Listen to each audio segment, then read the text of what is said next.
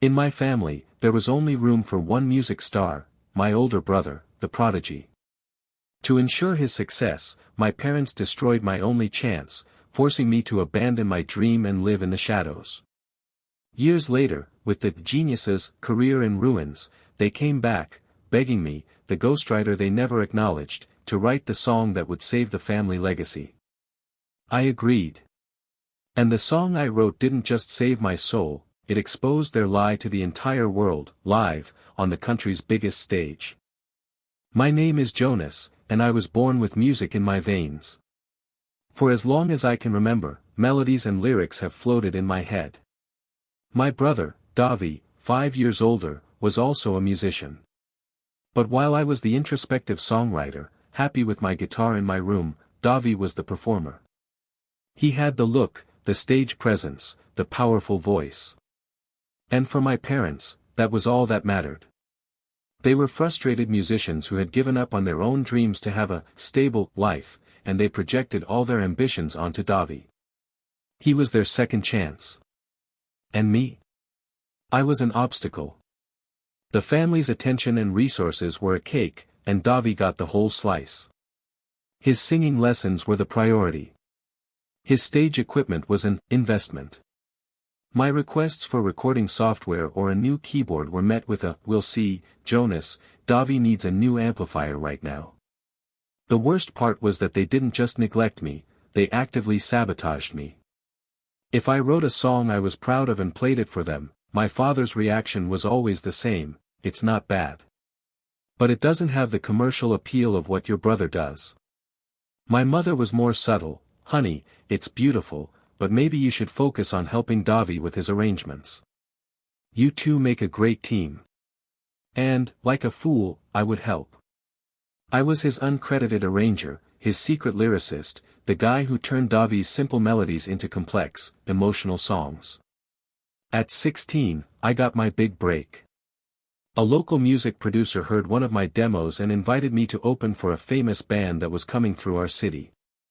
It was a huge event, in a real theater. I was over the moon.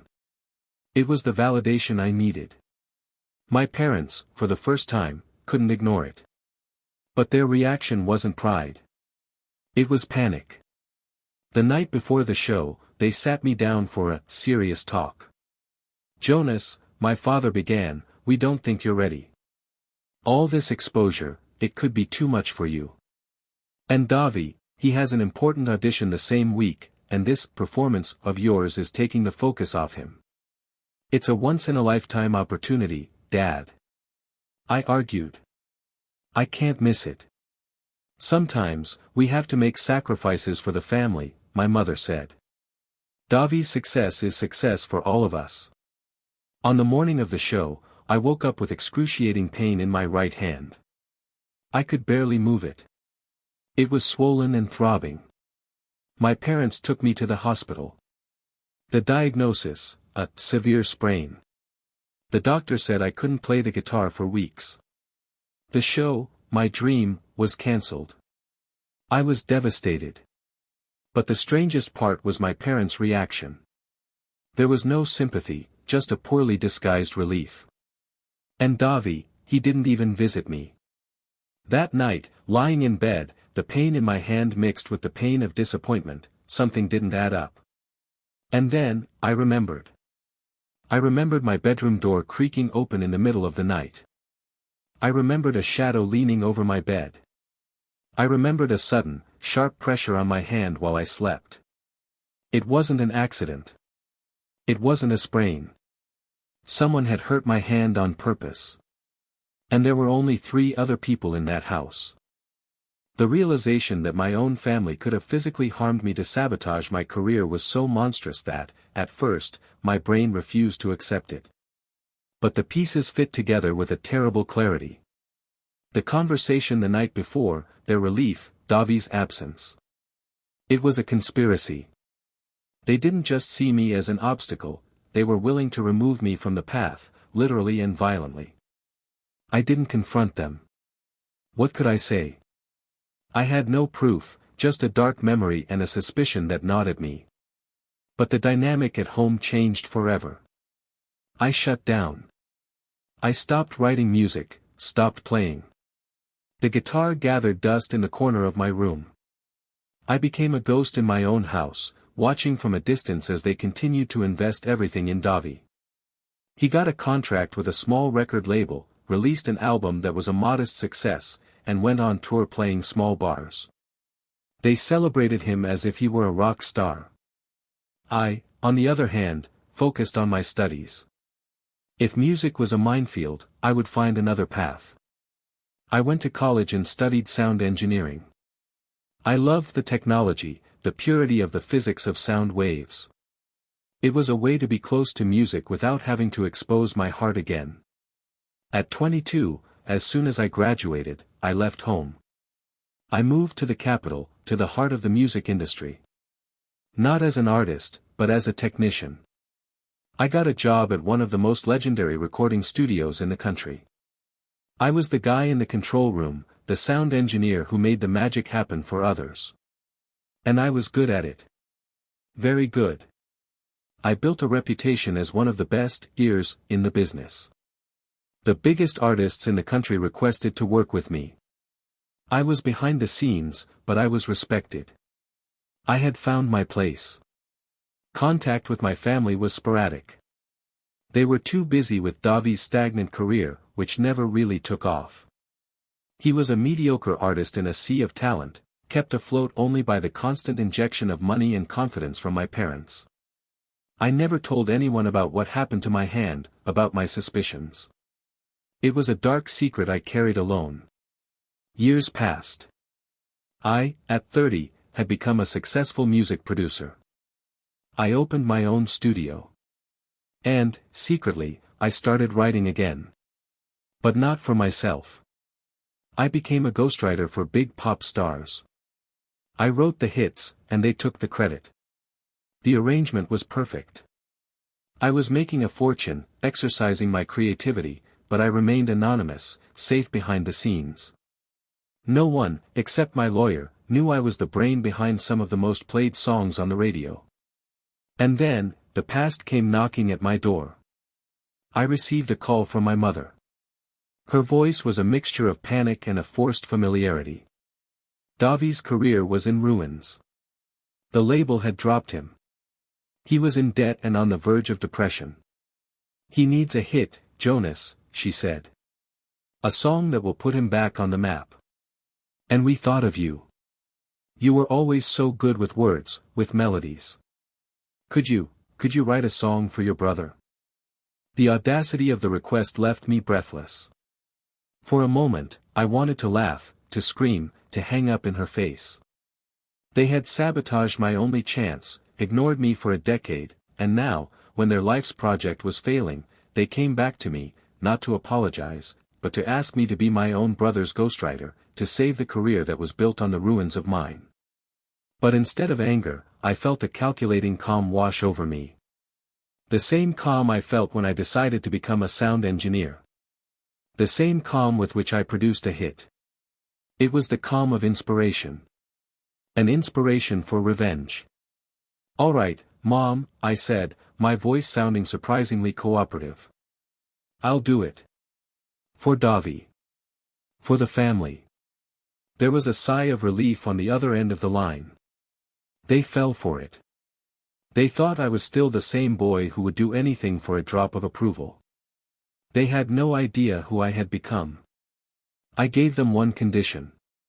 "I'll do it, but on my terms. I want total creative control. No one hears the song until it's finished. And the reveal will be done in a grand way, at a comeback show for Davi, broadcast live." They agreed to everything. They were desperate. In the following weeks, I locked myself in my studio. And I didn't just write a song. I wrote my story. The song was called "Broken Hand." The melody was hauntingly beautiful, the lyrics, a poetic and brutal confession about betrayal, stolen dreams, and the pain of being broken by those who should protect you. It was the most honest and painful song I had ever written. And I produced it to be an undeniable hit. I gave them the demo. Davi, who was never much of a lyricist, didn't understand the depth of the metaphor. He only heard the commercial potential. "This is a hit, little brother." "A hit," he said, ecstatic. My parents cried with happiness. They thought it was a song about a generic heartbreak. Their arrogance and selective guilt prevented them from seeing themselves in the lyrics. The comeback show was scheduled. They rented the same theater where I was supposed to have made my debut, 14 years earlier. The irony was so perfect it hurt. Davi's old label, smelling a hit, agreed to support the event and the live broadcast. Everything was falling into place. The night of the show arrived. The backstage was a whirlwind of nerves and excitement. My parents treated me like a hero, the savior of the family. Davi was euphoric, warming up his voice, ready for his big moment. I was calm. I was the producer, the sound engineer, controlling every aspect of the show from my mixing desk. The show started. Davi sang his old songs to an eager audience. And then, the time came. "And now," he announced, "I want to sing a new song for you. A song that my brother, Jonas, wrote for me." The lights dimmed. The first acoustic guitar chord of "Broken Hand" echoed through the theater. Davi's voice filled the space, singing my words, my pain. As Davi sang, the giant screen behind him, which until then had displayed his name in bright letters, began to show images. At first, they were photos from our childhood, the happy moments my parents chose to remember. But as the song's lyrics grew darker, the images changed. A photo of my swollen hand, taken at the hospital, appeared. Then, a scanned image of the severe sprain medical report. And then, the final blow. I had prepared a short video. In it, I was sitting in my studio, guitar on my lap. "This song," I said in the recording, my voice calm and clear, "is called Broken Hand. I wrote it about the night my family, afraid of my potential, sabotaged my first big performance. The night they showed me that for one sun to shine, the moon had to be extinguished." The video ended, and the live camera focused on Davi, standing on the stage, the music dying on his lips, his face a mask of horror and understanding. He looked over at the mixing desk and saw me. And I just stared back, expressionless.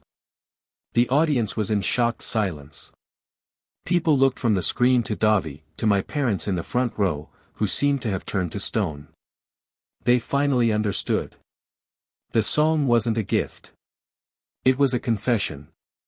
And I had made Davi himself sing it to the entire world. What happened next was the implosion. The show ended abruptly.